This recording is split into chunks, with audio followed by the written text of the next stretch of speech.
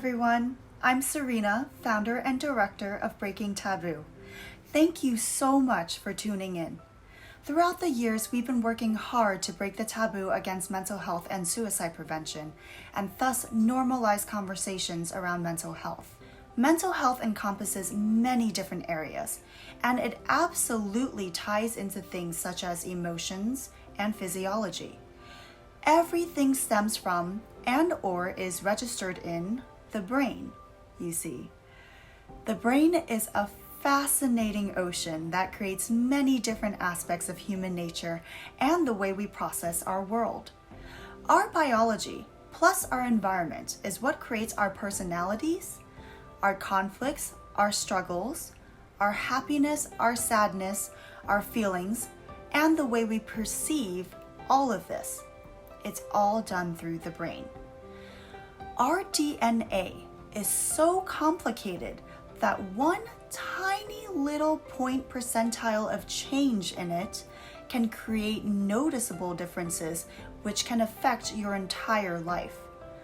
Couple that with our very different backgrounds, the personalities of our parents, our experiences in life, and all the other things that happen in our environment, and what results is the beautiful, unique person that is you. There is unique and there is normal, and everyone who is normal is unique, and everyone who is abnormal is also unique. The purest definition of the word normal simply means common. Normal is whatever is common. Abnormal is whatever is on the outlier, or less common, or more unique than what is the standard deviation.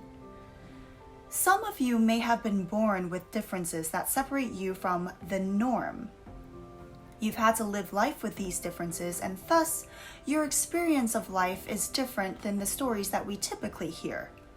Some of you have been tossed oddballs from your environment, and you have experienced trials and tribulations that have forced your brain to handle it with certain coping mechanisms that may have either alleviated your symptoms or made them worse, or caught up with you later in life, or made you stronger for it, or all of the above.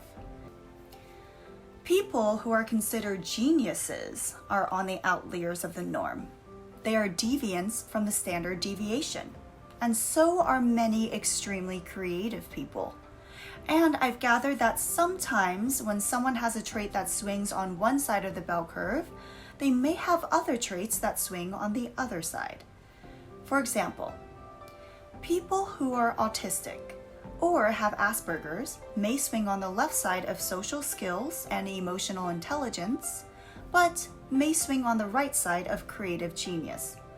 There are countless stories of children with autism who are naturally gifted in music or the arts on what is considered a genius level, a level that may make a, quote, normal person triple the amount of time to, say, accomplish what an autistic child may be able to do in, say, a couple of sessions.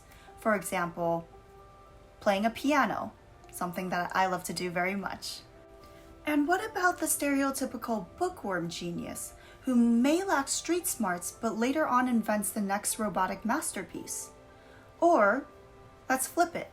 What about the kid that does poorly in school but later on wins a Grammy for her music? That is how I approach the way I see people, without judgment. And this is how I approach the topic of mental health. There is a reason why some of the most well-known artists have struggled with mental health. There is a reason why some of the best writers and actors are some of the most emotional, or emotionally suppressed, or emotionally in tune, or perhaps the most emotionally intelligent people out there. Whether it's because they were born with it, or if it's their way of dealing with their own thoughts and feelings, or their environments. For example, for me, acting has greatly helped me tap into the emotions that I have suppressed for years. In fact, I use acting as a therapeutic tool to learn how to become more vulnerable and more in touch with my emotions. Writing for me is huge in my self-healing, and I'm sure in many people. I love literature and reading, and for me, the act of writing is Zen, basically meditational, completely therapeutic, as is music.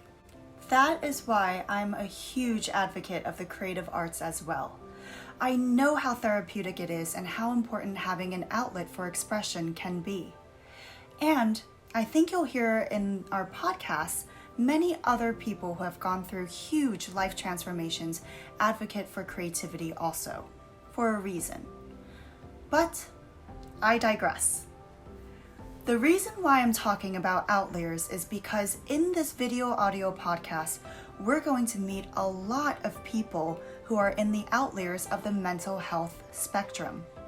They are deviants from the standard deviation, divergence, as one of our lovely interviewees calls herself, bipolar disorder, borderline personality disorder, schizoaffective disorder, drug abuse, addiction, hallucinations, hearing voices, trauma, PTSD, depression, suicide, mourning the loss of a loved one. These are just some of the topics that we cover. Yes, these can be heavy topics, but the way I approach them is not so heavy at all to me. Maybe it's because I deal with these topics on a daily basis. Maybe it's just because it's one of the things that make me different, is that I'm capable of handling it for whatever reason. Or maybe it's my outlook on life and people, or maybe it's genetics. Who the heck knows? But my point is, these topics do not have to be feared. They don't have to be stigmatized. They don't have to be talked about in a way that is super heavy or hush-hush or is otherwise a turnoff to anyone in any way. I'm not saying that there's anything wrong with heaviness. As I always say, it does not serve us to avoid our darkness. As without dark, there is no light, and both are equally beautiful. After all, we must be willing to fully accept our suffering in order to fully feel it, and only then can we heal from it and thus let it go and move on. And we will be exploring these topics in a way that is in line with our uniquely uplifting brand. We'll also dive into topics that are everywhere and anywhere in between, including nutrition, physiology, biology, evolution, health, holistic healing, general wellness, and anything else you might be able to think of. My intention is to share these topics in a way that is interesting and humanizing. I am discovering, with you, the audience, unique stories, and diving into all sorts of conversations that have to do with mental health. Most of all, we will be getting personal, and sometimes controversial. We will be getting personal with our interviewees and personal with me. I'm sure some of you may be wondering exactly who I am, why I started this whole thing anyway, and what my take is on some of the more controversial topics. And yes, there will be controversial topics, as the topic of mental health and suicide has been controversial throughout history and cross cultures in general. There may also be some controversial thoughts and opinions, some of them from our interviewees, some of them from me.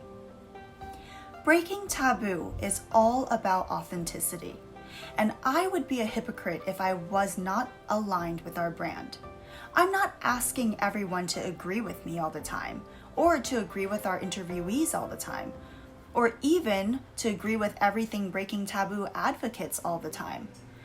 That is an impossible ask. No one agrees on everything all the time. After all, what makes us beautiful is our uniqueness, our differences, and our deviations. Remember? However, I do invite you to listen with an open, receptive, non-judgmental ear, to be conscious and accepting of others and of ourselves. That includes our guests and please also of me, your host, as well, as we are all trying our best. Though, since I am also a mental health and life coach, I do have to add that accepting does not mean excusing, and to be a victim of something does not mean abiding by a victim mentality. But those are all things I'm sure we will discuss in later episodes. As you'll see, I am all about empowerment and helping others get empowered. I invite you to come with me on this journey of discovery through one of my favorite pastimes, having great conversations with interesting people. I hope you laugh and cry, and sometimes you may get triggered. Yes, here's your trigger warning, as we do dive into some sensitive topics that you may not be used to hearing about so openly. But ultimately, as with the goal of breaking taboo, we hope to leave you more educated, aware, empowered, and inspired. This is Serena with Breaking Taboo. Thank you so much for tuning in. Have a wonderful day. Bye!